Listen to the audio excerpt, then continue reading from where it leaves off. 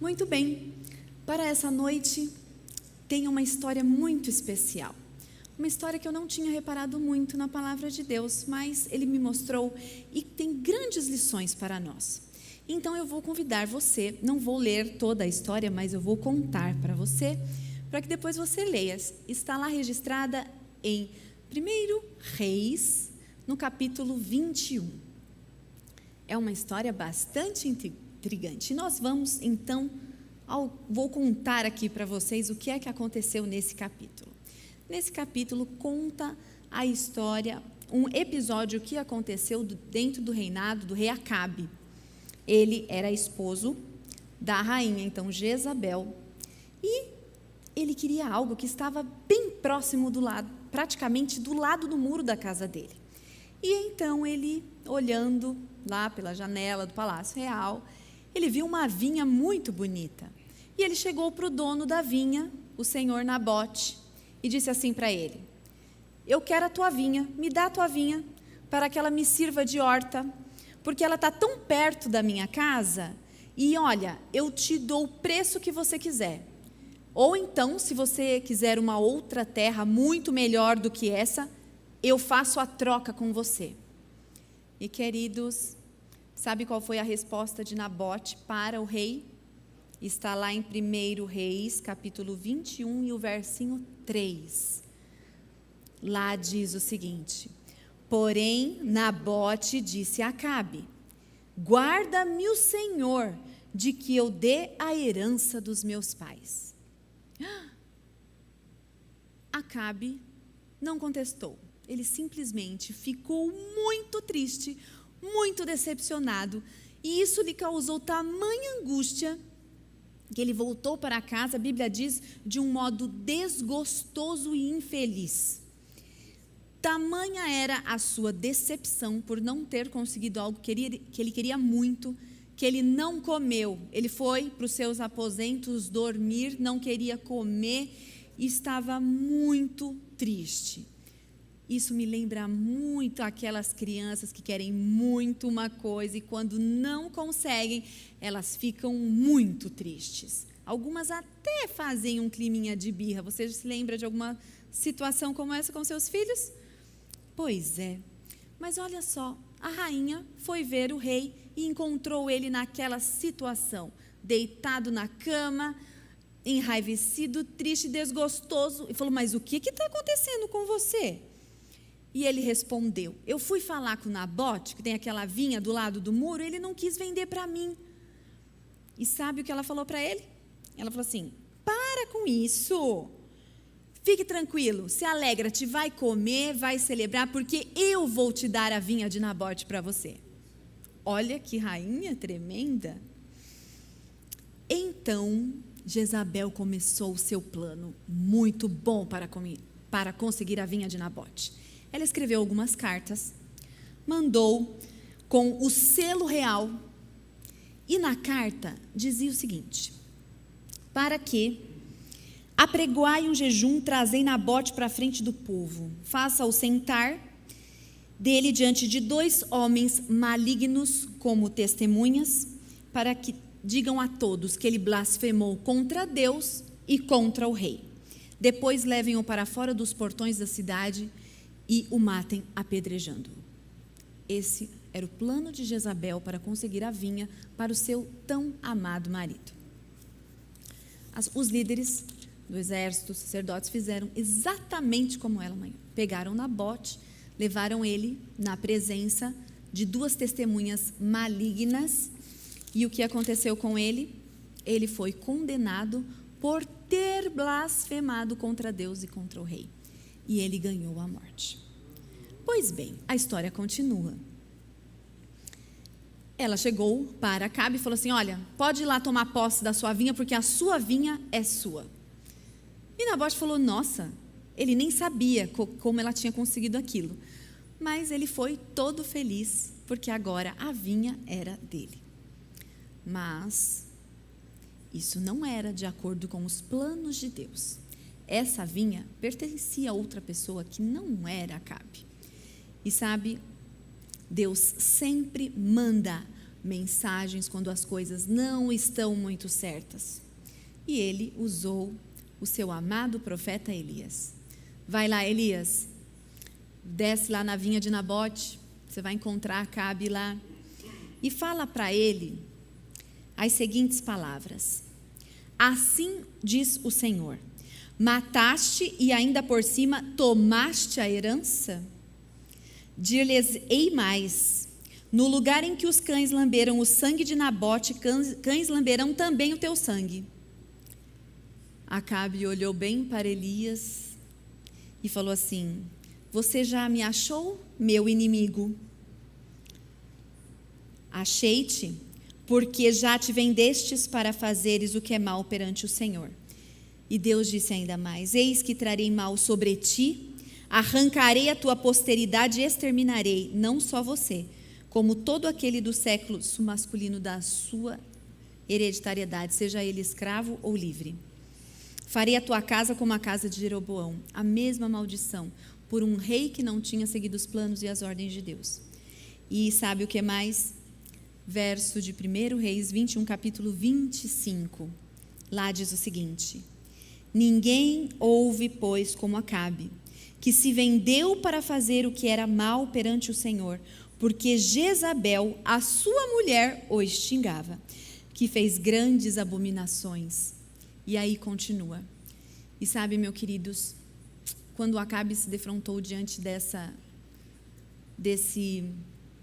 sentença que Deus tinha dado a ele, por ele não ter nem consultado a Deus se aquilo era da vontade de Deus para a sua vida, mas também ter sido quase um coadjuvante de um crime de assassinato de um servo de Deus, ele se humilhou quando Elias falou aquilo tudo. E no final do capítulo diz que ele rasgou as suas vestes, se humilhou perante Deus, e Deus falou para Elias: você está vendo que Acabe se arrependeu? Ele se humilhou, rasgou as suas vestes, então eu não vou matar ele nesses dias, eu vou deixar para mais um pouquinho para frente. Queridos, esse capítulo nos traz 3 personagens muito integrantes com as suas personalidades diferentes. Eu vou começar com Nabote. Vejamos, Nabote, ele com certeza era um judeu, ele era conhecido das leis, ele conhecia as leis de Moisés, ele vivia de acordo com todas as normas que era prescrito para o povo naqueles dias. Tamanho era isso, evidente, que foi a resposta dele para o rei: eu não posso te vender uma herança que eu herdei dos meus pais, porque segundo os costumes e o acordo levítico, isso depois você pode ver lá em Números 36, capítulo 36, versículo 7, nenhuma terra poderia ser transferida pela troca ou pela venda, quando se tratasse de uma herança de pai para filho. Nabote simplesmente estava fazendo o que era correto perante a lei e perante até mesmo o rei, que parece não estar muito certo dentro das ordens e das regras que Deus tinha e do poder que Deus tinha dado para ele como rei do povo de Israel. E o que ele ganhou com isso, queridos? Em ser correto e seguir conforme a lei dizia. O que ele ganhou? Nada menos que a morte.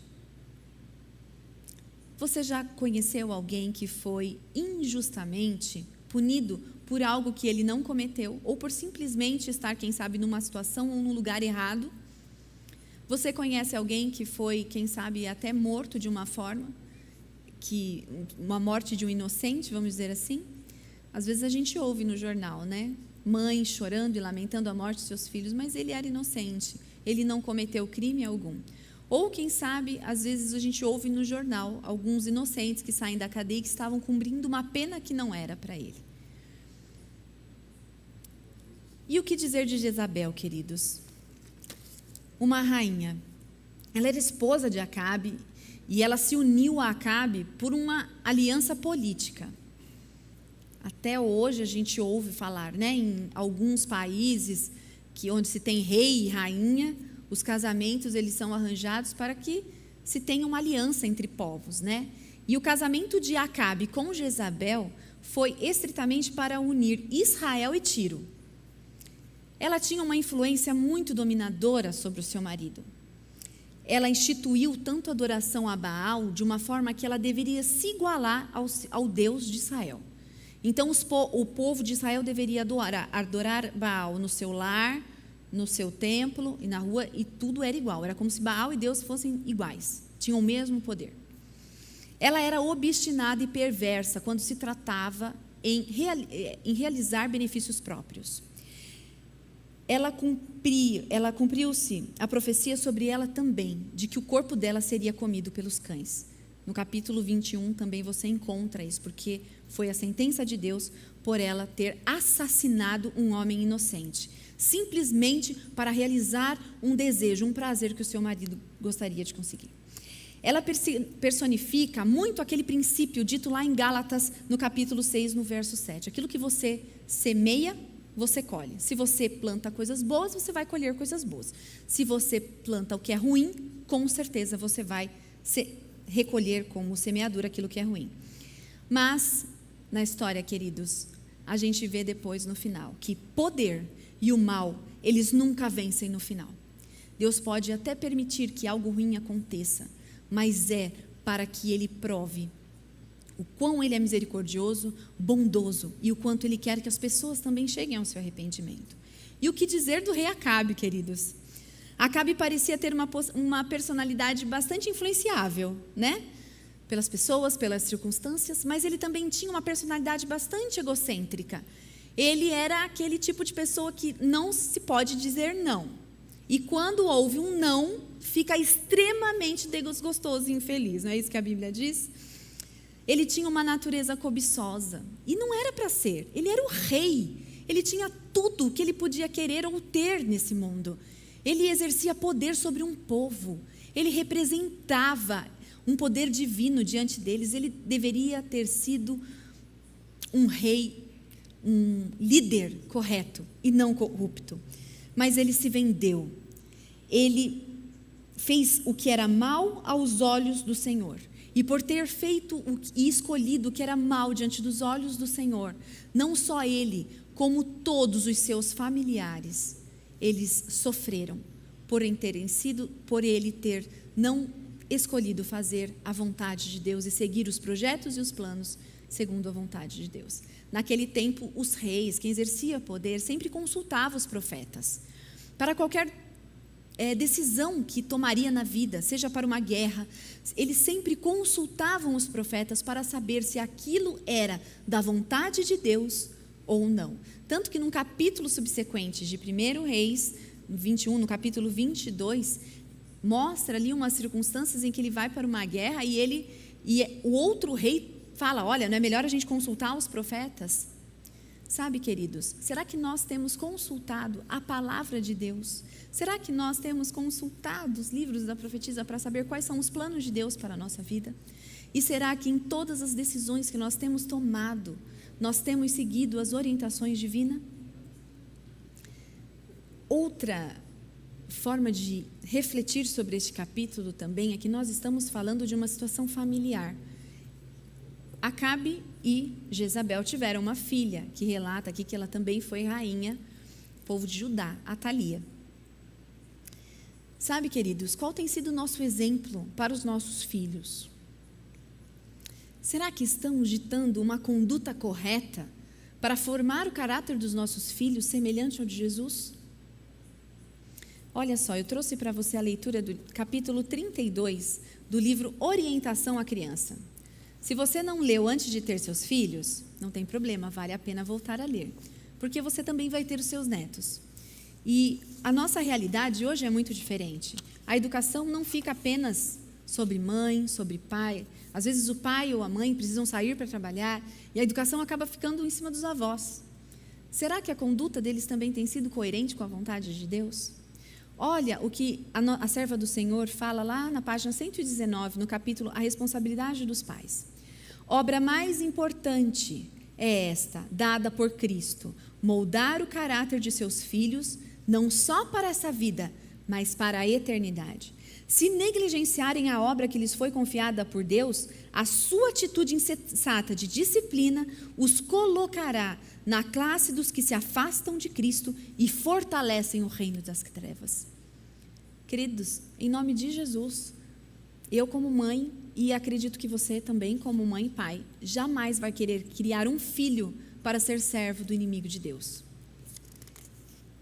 Diz mais o seguinte lá: aos que assumem a responsabilidade de mãe, deve-se sentir-se sob a mais solene obrigação para com Deus e para com os filhos, de educá-los de tal maneira que tenham um temperamento amável e afetuoso e que sejam puros moralmente, refinados no gosto e de caráter amável. Sabe por quê, queridos? Quando os pais manifestarem esse interesse pelos filhos, com o que Deus quer que se manifestem, Ele ouvirá as suas orações e cooperará com seus esforços. Nós não vivemos em dias muito fáceis. Mais do que nunca nós vemos a parte ruim de caráter de pessoas que não escolheram servir a Jesus serem cada vez mais maus, estarem mais sujeitos ao poder de Satanás. E sabe, queridos, quanto mais eu e você temos essa responsabilidade diante de Deus e depois dos homens, de criar pessoas e de construir o caráter de pessoas que podem ainda mostrar o bem e o amor de Jesus para as pessoas que nos cercam. Ensinem-nos a olhar para Deus em busca de força. Digam-lhes que Deus ouve as suas orações. Ensinem a vencer o mal com o bem. Ensinem a exercer uma influência elevadora e enobrecedora. Levem-nos a se unirem com Deus e então eles terão forças para resistir à mais forte das tentações. Lembra da historinha de José? Como eu gosto de lembrar. Lembra da história de Daniel? Estiveram sujeitos às mais terríveis tentações, mas eles venceram, porque tiveram pais que ensinaram a luta que há entre o bem e o mal e ensinaram eles a percorrer o caminho que vai levar eles para a vida eterna. Queridos, na página 154 do livro Orientação da Criança também diz o seguinte: vocês devem, pais, instruir, advertir e aconselhar, lembrando-se sempre de que o olhar, as palavras e as ações de vocês têm uma influência direta sobre o rumo futuro de seus queridos. Às vezes é bom a gente ouvir: nossa, ele está ficando a sua cara, ou ele tem o seu jeito, mas qual tamanha responsabilidade tem por trás dessa distração? Será que ele está tendo como reflexo as suas boas ações ou as suas más ações? Queridos, nenhum caráter para Deus é tão defeituoso que não possa ser transformado pelo poder do Espírito Santo. A obra de vocês, pais, não consiste em formar uma bela figura pintada sobre a tela ou trabalhada no mármore, mas imprimir uma imagem divina na alma humana. Olha que tamanha responsabilidade, meus queridos.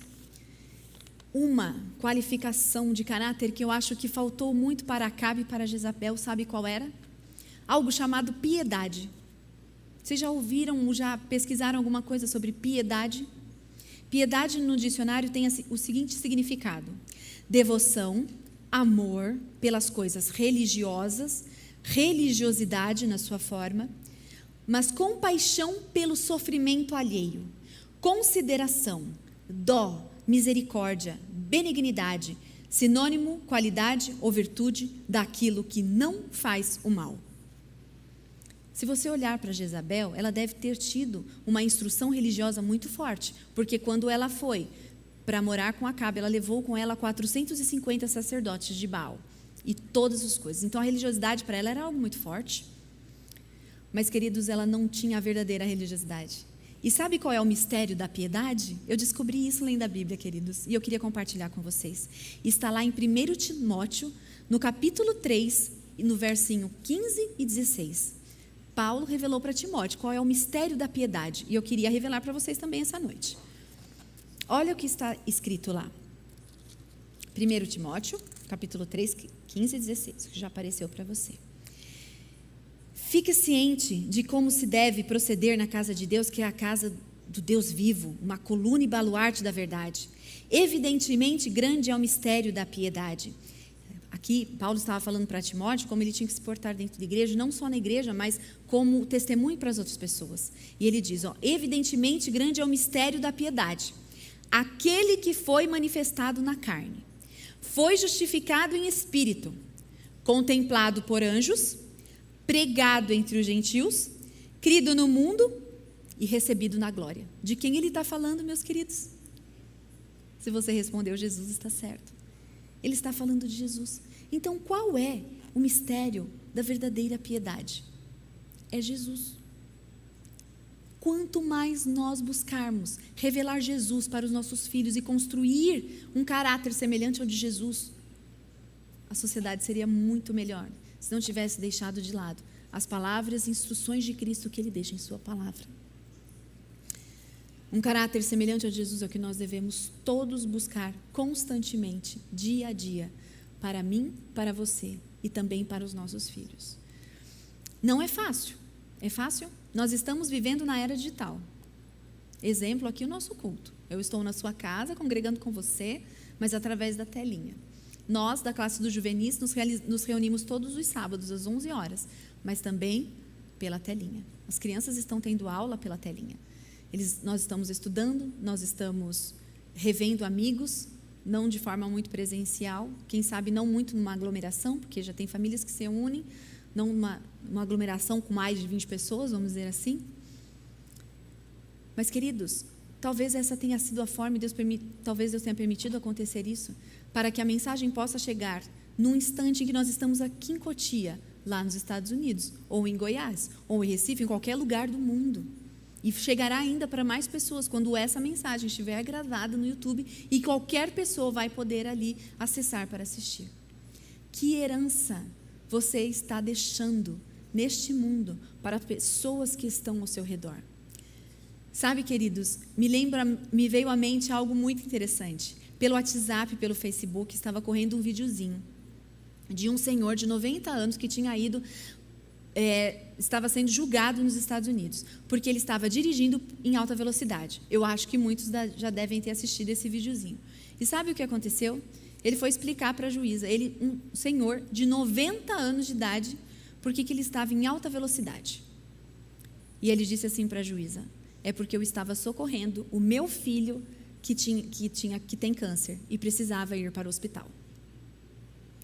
Eu fico pensando, um pai socorrendo um filho de 90 anos. Eu não sei se eu vou chegar aos 90 anos para poder socorrer os meus 2 filhos. O que mais é comum em nossos dias e que a gente presencia até em nossa família são os filhos cuidando dos pais, até pelas dificuldades físicas, mentais e por conta dos nossos dias. Mas sabe, queridos, nossa responsabilidade como pais é de nunca abandonar os nossos filhos e conduzi-los no caminho do Senhor, até aquele dia em que Ele vai romper nas nuvens do céu. E podes crer que a primeira pergunta que Ele vai fazer para você é: aonde estão os meus filhos? Eu rogo a Deus todos os dias para que Ele salve minha família, e para que não seja a sentença para a minha família a mesma sentença que foi para a família de Acabe e de Jezabel, tanto eles.